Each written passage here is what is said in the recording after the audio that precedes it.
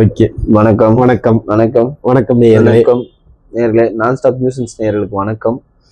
இந்த வாரம் Ayyappa self intro self intro sorry. Okay, அதுவும் அப்படியே ஓகே. பாஸ் தான் கௌரி, நான் தான் ராம். அதையும் நீயே சொல்லிட்டு வரல. வணக்கம் வணக்கம். ஆக்சுவலி இந்த வாரமும் வழக்கம் போல ஒரு படம் எடுத்து வந்திருக்கோம். சீரியஸா என்னன்னா, இந்த மறுபடியும் ஃபர்ஸ்ட்ல இருந்து என்னன்னா, நாங்க எப்பவும் சொல்றதுதான், ஒவ்வொரு வீடியோ ஸ்டார்டிங்லயும் நாங்க சொல்றதுதான், இந்த வீடியோவோட நோக்கம் எதுக்காகனா இந்த ரிவ்யூவிங்கு, ரோஸ்டிங்கு இந்த மாதிரியான இது கிடையாது. நாங்க பார்த்த வீடியோஸை, என்ன படத்தை, என்ன படம் நல்லா இருக்கோ அதை நீங்க gen Z might be gen Z gens alpha எல்லா பேட்டாவும் பார்க்க வேண்டிய படங்களை நாங்க என்ஜாய் பண்ண மொமெண்ட்ஸை உங்களோட ஷேர் பண்றோம். ஸோ இது வரைக்குமே நாங்கள் எல்லாமே காமெடி ஜானரோடவே நாங்கள் போயிட்டோம்.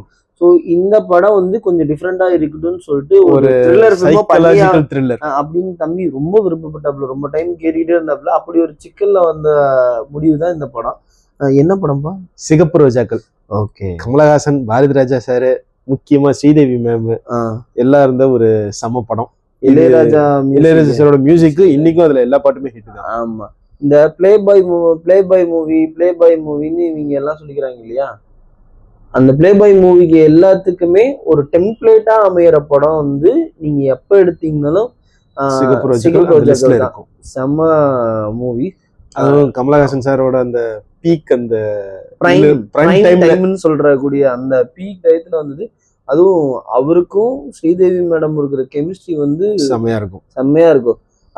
இந்த படத்துல இன்னொன்னு சொல்லுவேன், அழகு என்னைக்குமே ஆபத்தானதுங்கிறத அழகா சொல்லியிருப்பாங்க. கண்டிப்பா. பாரதி ராஜா சார் அது வரைக்கும் எடுத்த படங்கள் எல்லாமே கிராமிய பின்புலங்கள்ல இருந்ததுனால, இந்த படமும் ஒரு கிராமிய பின்புலங்கள்ல இருக்குன்றது அந்த பேரியரை அவர் அப்படி உடைச்சது, பட்டார்னு ஒரு அடி உடைச்சதுதான் இந்த படம். அதை தாண்டி ரொம்ப முக்கியமா சொல்லணும்னா, இது ஒரு சைக்கலாஜிக்கல் த்ரில்லர் ஃபிலிம்னு அப்ப அந்த டைம்ல எடுத்தப்ப நிறைய பேருக்கு இது அதை அண்டர்ஸ்டாண்ட் பண்ணிக்கிறதுக்கே ரொம்ப கஷ்டமா இருக்கு. கரெக்ட். அந்த இதுல ஒவ்வொரு ஹீரோ ஆன்டி ஹீரோன்னு ஒரு மாதிரி காட்டுறது, வில்லத்தனமா ஒரு ஹீரோ இருக்க முடியுமா, அவன் இப்படி எல்லாம் செய்வானா, ஹீரோனால நல்லவன் தான் நல்லவன் தான், எவ்வளவு பிரச்சனை ஸ்டீரியோ டைப்பையும் அதையும் உடைச்சது, டைரக்டா உடைச்சிருப்பாங்க. அந்த ஃபர்ஸ்ட் எடுத்தோடனே அந்த சீன்ல காட்டுறது எல்லாமே நிறைய ரோஜா செடி காட்டுவாங்க. சிகப்பு ரோஜாக்கள் ஒவ்வொரு டைமும் இந்த ரோஜா செடி காட்டினாங்க. ஆக்சுவலி இந்த படத்தை பார்த்து மிரண்டு போனவங்க ஏகப்பட்ட பேர். என்னன்னா, இதுல ஃபுல் அண்ட் ஃபுல் ப்ரூட்டல் சீன்ஸ்ன்றத விட மர்டர் சீன்ஸ் நிறைய. ஆமா, அதாவது இன்னொரு ஒரு சைக்கோத்தனத்தை வெளிப்படுத்தக்கூடிய ஒருத்தரை காட்டுவாங்க. இந்த படத்துல முக்கியமா சொல்லணும்னு வச்சுக்கோங்களேன், இந்த படத்தோட ஆரம்ப ஷாட் ஜெயில, பினிஷிங் ஷாட்டும் ஜெயில. ஃபர்ஸ்ட் சீன்ல கெஸ்டா வருவாரு, லாஸ்ட் சீன்ல பிரிசனரா இருப்பாரு. ஆமா, ஃபர்ஸ்ட் சீன்ல கைதிகளுக்கு அதாவது அவங்க அப்பாவோட பர்த்டே அன்னைக்கு கொடுக்கறதுக்கு ஸ்பீச் கொடுக்கறதுக்காக ஜெயிலுக்கு வரவரு, கடைசியில அவரே அந்த ஜெயில தான் இருப்பாரு. ஆமா, ஃபைனலா அவுட்புட்டா இருக்கும். அவரு இங்க இது ஆக்சுவலி மன்மதன் படம். நீங்க இந்த குட்டி வாண்டிங்கெல்லாம் பாத்தீங்கன்னா மன்மதன் படம் பார்த்திருப்பீங்க. மன்மதனோட இதோட ஒரிஜினல் வெர்ஷன் தான் சிகப்பு ரோஜாக்கள். நீங்க ரெப்ளிகா பாக்குறீங்களா, அது ஒரிஜினல் வெர்ஷன் தான். அதாவது சைல்ட்ஹுட் ட்ராமால அதனால வந்ததுதான். ஆமா, சைல்ட்ஹுட். மன்மதன் படத்துல பாத்தீங்கன்னா லவ் ஃபெயிலியர்னால மொட்டை மதன் வில்லனா மாறுற மாதிரி காட்டிருப்பாங்க. ஆமா, பட் இதுல பாத்தீங்கன்னா கமலஹாசன் அவரு சைல்ட்ஹுட்ல கோ த்ரூ பண்ண அந்த டிராமாஸ் என்னன்னா, அந்த மாதிரியான ஒரு ஆக்சுவலி சிம்பு மெயின் சிம்பு வில்லனா, மொட்டை மதன் செத்தனால சிம்பு என்னடா பண்ண. அதனால மன்மதன் படத்துல பாத்தீங்கன்னா சிம்பு அந்த லவ் ஃபெயிலியர், அதனால தூக்கு மாட்டி செத்துப்பாரு. அதனால அவரோட தம்பி சரி அண்ணனா தம்பியா யாரோ ஒருத்தர் இன்னொருத்தர் பழி வாங்குவாரு. இந்த மாதிரி தப்பா இருக்கு, கொலை பண்ண செத்து போயிருவான், அழகா இருக்கும் கொலை பண்ணுவேன் அப்படி வச்சுக்க. அந்த மாதிரி இதே மாதிரி சிகப்பு ரோஜாக்கள் படத்துலயும் கமலஹாசன் சைல்ட்ஹுட்ல கோ த்ரூ பண்ண அந்த ப்ராப்ளம்ஸ்னால அவரு லேடிஸ் தப்பான லேடிஸ்ன்னு வெறுப்பாரு. அதுவும் ஒரு யங் சாப்புக்கு ஒரு ஒரு சைக்கோ உருவாகிறதுக்கான மூல காரணம் என்ன இருக்குன்னா, முதல்ல சைல்ட்ஹுட் ட்ராமா தான். அதுக்கப்புறம் சொசைட்டில நடக்கக்கூடிய அந்த சம்பவங்களை ஒத்தே அந்த என்ன சொல்ற அந்த கதையும் டிராவல் ஆகும். அதுக்கப்புறம் அவர் ஒரு இடத்துக்கு வேலையை செய்வாரு. அங்க நடக்கக்கூடிய பிரச்சனைகள்ல அவர் ஓனர் வந்து அடாப்ட் பண்ற மாதிரியான சூழ்நிலை ஆயிரும். ஃபேமஸான நிறைய ஏத்திஸ்டிக் டயலாக்ஸ் எல்லாமே அந்த படத்துல இருக்கு. ஸ்ரீதேவிக்கும் கமல்ஹாசனுக்கும் கல்யாணம் நடக்கிறப்ப நீங்க உங்களுக்கு சாமி நம்பிக்கை இல்லையான்னு கேட்டா ஒரு சூப்பரான டயலாக் சொல்றாரு. பரீட்சைக்கு போறப்ப படிச்சுட்டு போறதுதான் பெஸ்டே தவிர சாமியை வேண்டிட்டு போறது தேவையில்லைன்னு அது ஒரு சூப்பரான டைலாக். நல்லாவே அதாவது ஏத்திஸ்ட் நான் சாமி நம்ப மாட்டேங்கிறத அந்த படத்துல இருந்தே அந்த டைலாக்ஸ் மூலமாவே அதே மாதிரி ரொமான்டிசைஸ் பண்ற டைலாக்ஸும் நிறைய இருக்கும். அந்த ஒரு கர்ச்சீஃப் வாங்க வருவாரு, வழக்கமா நீங்க வாங்க வர கர்ச்சீஃப் இருக்குன்னு இந்த வாட்டி வேணாம் பட் நீங்க இன்சிஸ்ட் பண்றீங்களேன்னு வாங்கி அந்த என்ன சொல்றது அந்த அழகா இருக்கு அப்படிம்பாரு. வழக்கமா வந்துட்டு அழகா இருக்குன்னு அவங்க சொல்லுவாங்க. இந்த வாட்டி நான் இதை சொல்ல உங்களதான் சொன்னேன்னு சொல்லிட்டு அந்த அந்த ஃபிளர்ட்டிங்கான ஒரு அறிமுகமே சொல்லலாம். இப்படியே அறிமுகமா ஃபிளர்ட் பண்ணலாம் அப்படின்னு. அதே மாதிரி அவர் அவ்வளவு அழகா இருக்காருங்கிற பட்சத்துல இவங்க ரொம்ப கடைசியா ஸ்ரீதேவி மட்டும் கொல்ல மாட்டாரு, கொல்ல பண்ண ட்ரை பண்ணுவாரு, கொல்ல முடியாது அவருக்கு. ஆமா, ஏன்னா அந்த பொண்ணு ஏமாத்தல. சோ நான் ஏன் அவளை கொல்லணும்ன்ற அந்த இதுக்குள்ள வந்து அப்படி நின்றுவாரு. கடைசியா அவங்க பேர் மட்டும் ஞாபகம் இருக்கும்னு நினைக்கிறேன். அவங்க பேர் மட்டும் ஞாபகம் இருக்கும், ஆனா அவங்க அவங்களே வந்து நின்னாலும் அவங்களுக்கு ஞாபகம் இருக்காது. ஆக்சுவலி அவர் திருந்துற டைம் என்னவா இருந்திருக்கும்னா கிளைமாக்ஸ் சீன்ல அவர் கொலை பண்ண போயிடுவாங்க. கொலை பண்ண ட்ரை பண்ணி ஓடிட்டே இருப்பாங்க.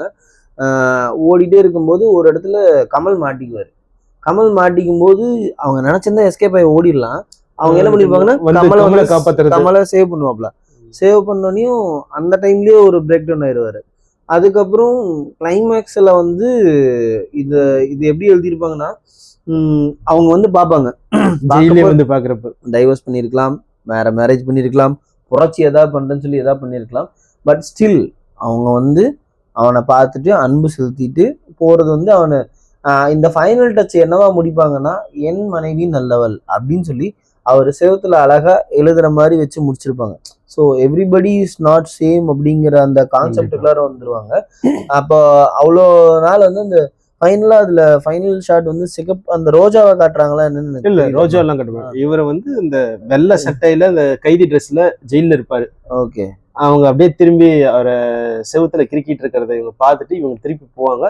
போறப்ப இவங்க தலையில ரோஸ் இருக்கும்னு நினைக்கிறேன். அந்த அந்த இதோட தான் முடிக்கிற மாதிரி இருக்கும். ஆக்சுவலி என்னன்னா இங்க நாமெல்லாம் இந்த படத்தை பார்த்துட்டோம், பட் உண்மையாலுமே இந்த ரியல் டைம் எக்ஸ்பீரியன்ஸை பார்த்து பயந்த ஒரு கெஸ்ட் ஒருத்தங்க இருக்காங்க நம்மகிட்ட.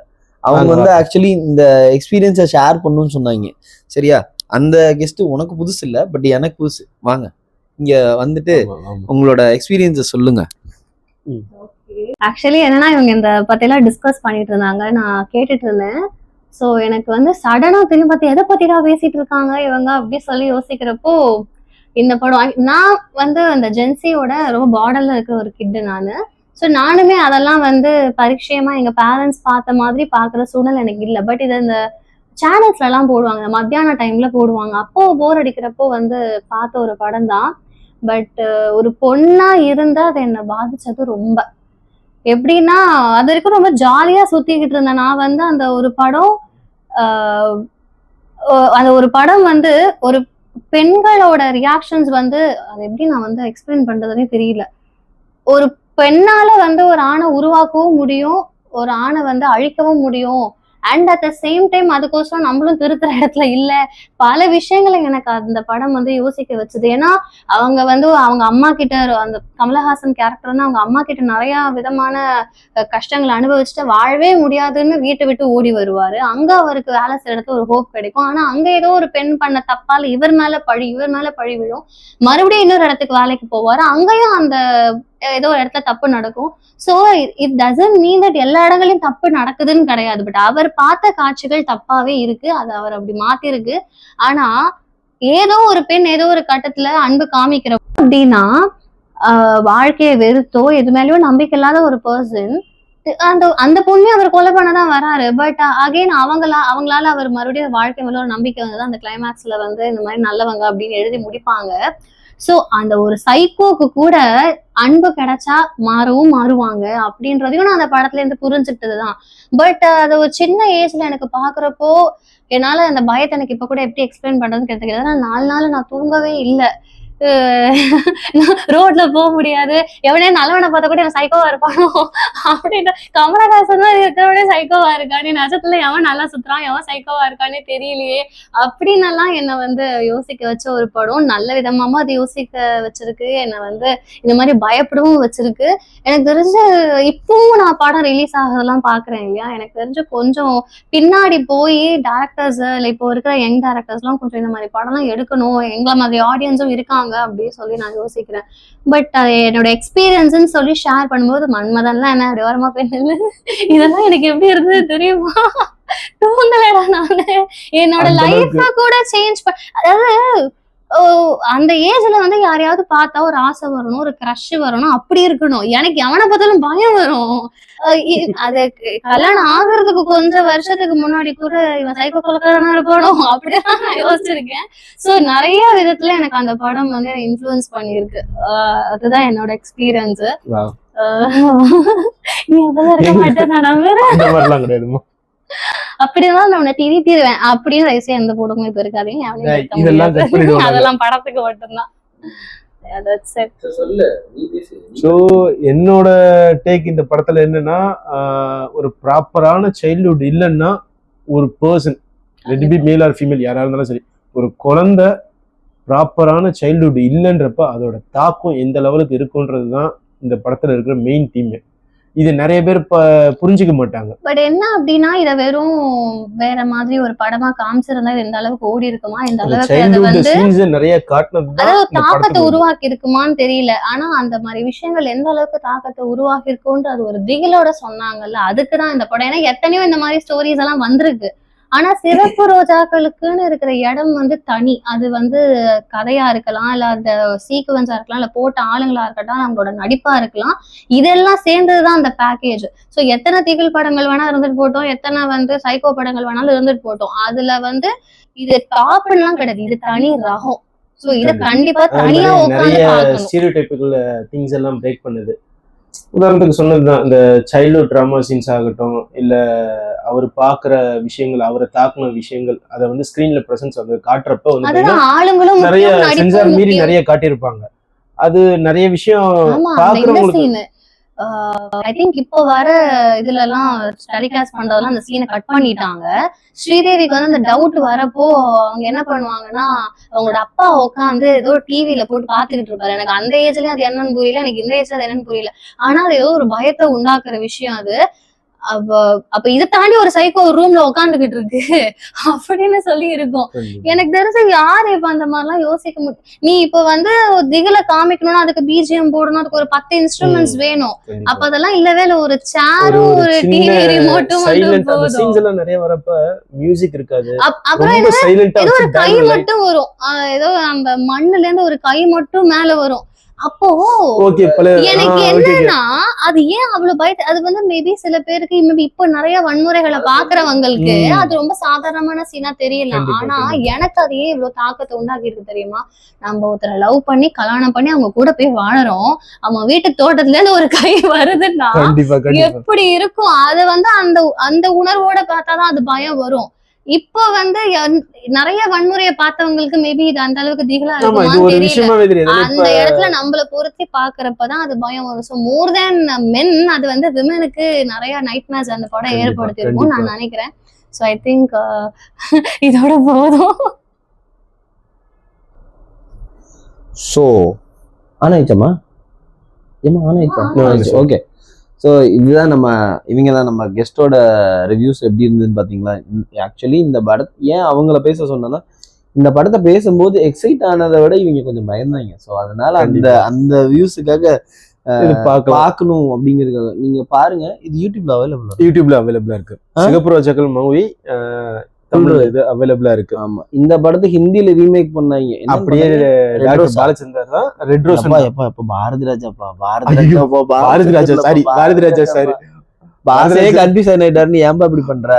பாபா அதுல மறந்து பாபால இல்ல பாரதி ராஜா சாரி தான். இதையும் ரெட் ரோஸ் அது ராஜேஷ் கண்ணா, அதுவும் ஹிட் தான். மெகா ஹிட் இல்ல, பட் ஹிட் ஓகேவா படம்.